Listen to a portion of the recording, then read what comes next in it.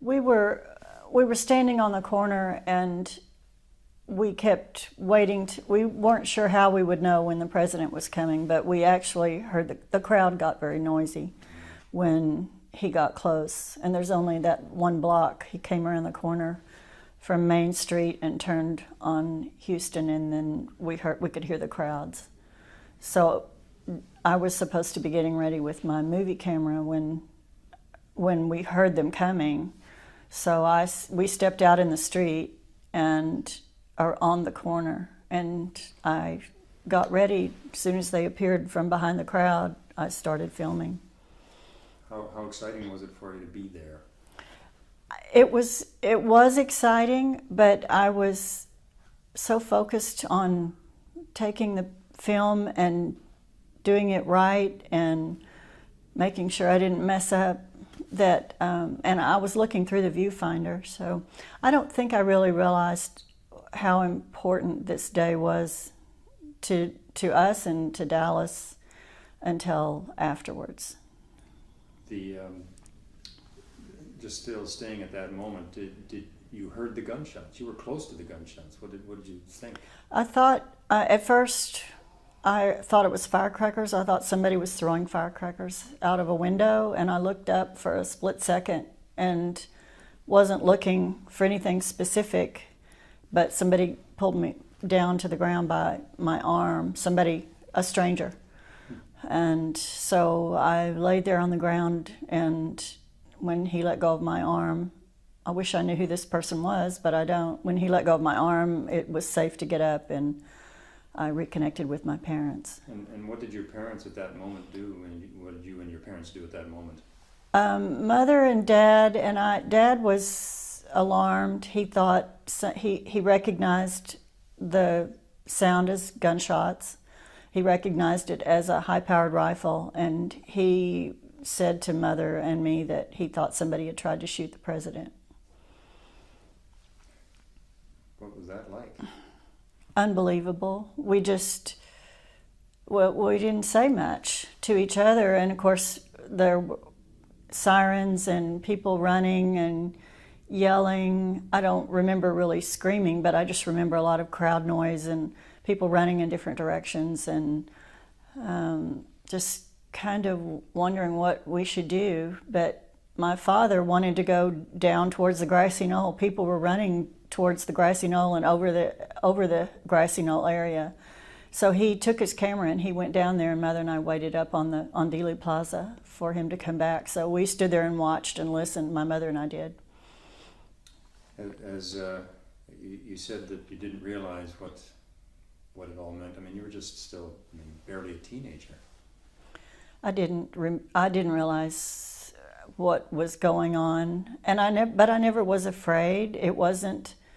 I don't ever remember being afraid, and I don't remember my mother ever saying she felt like she was afraid either. And it just happened so fast.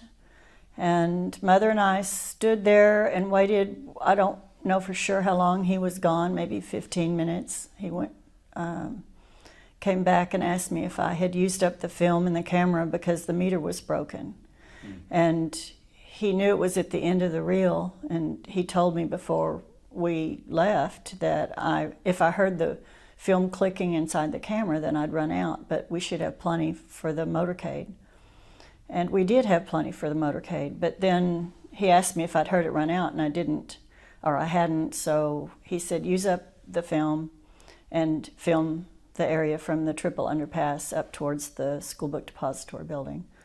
Now, I did that until I heard it run out. In the hours, at that point you're not so much worried after that about that you have film, I suppose, at that moment, but in the hours and days that went by then, were you aware of the terribleness of what had happened, or were you kind of getting that from your parents, or what was that like?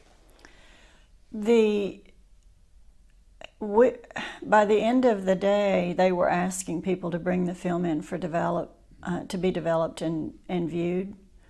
And the Dallas Morning News is what I remember.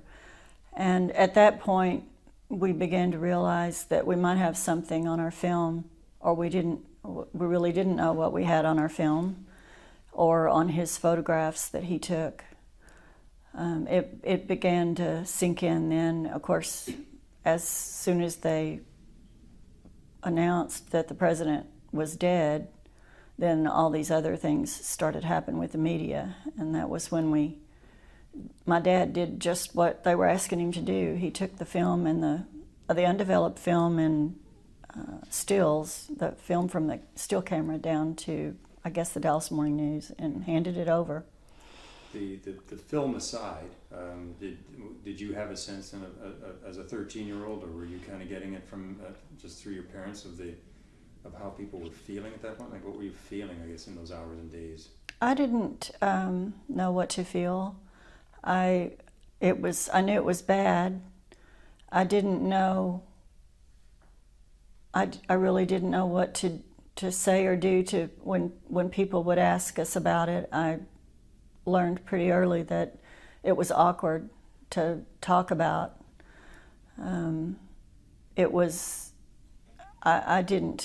Politically, I didn't have a clue what this meant. But I knew it was bad, and I knew it wasn't good for Dallas. And other than that, my parents were very upset about it, especially my father. He couldn't talk about it.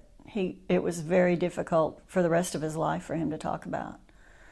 And I don't know if it was because of the violent act or whether it was the politics. My sisters and I don't really even know what his feelings were towards, or my mother's either, towards Kennedy as a president. He never said anything bad about him. I think he liked him, but we don't know if he voted for him. But either way, it affected him. How has it affected you? I mean, you were there, and now you've had all these years to kind of take stock. It's kind of an odd feeling, because it's not something I thought about very often, really. I mean, I'd think about it occasionally in the beginning. I didn't even go by Dealey Plaza or go to Dealey Plaza for probably until the 70s sometime, and actually get out and walk around. But it's, life goes on, and family, and you just are doing what everybody would be doing in your circumstances, and then all of a sudden it'll come up.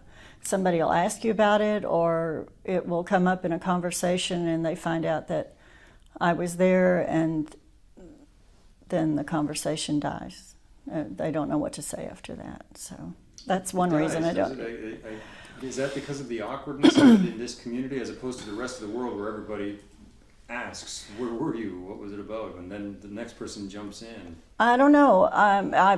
I wish I knew the answer to that, because if I didn't bring it up, if the conversation was about that and somebody said, well, I was here or I was there, and then I suddenly say where I was, they're just speechless. They don't. I guess they might be afraid I don't want to talk about it. Yeah. It was just awkward. Does it seem like a long, long time ago, or how does your recollection of it? My recollection is good. It does seem like another life. In some respects, it seems like just yesterday, because when I say it's been 50 years, I'm not old enough for it to be 50 years ago if I was there. But it's the last few years, I spent a lot of time thinking about it, because I started writing everything down. That I have a lot of files that I've kept over the years from the time it happened. Right. And so over the past few years, reading through my files about conversations and events, and it all started becoming fresh again, almost like reading it for the first time. Anything else you would recall or want to say about that? I mean, I know you're being asked this probably by more than just myself, but Well, nobody interviewed us. Nobody asked to talk to us officially, and until 1967, Life magazine called us, and they published an article in November of '67 of some witnesses that had never been interviewed before or had never had anything published about them before. So that was the first time anybody talked to us. And then, but the authorities never talked to us until they reopened the case, and the House Assassinations Committee sent someone to pick up my original film, and they talked briefly with me at my office.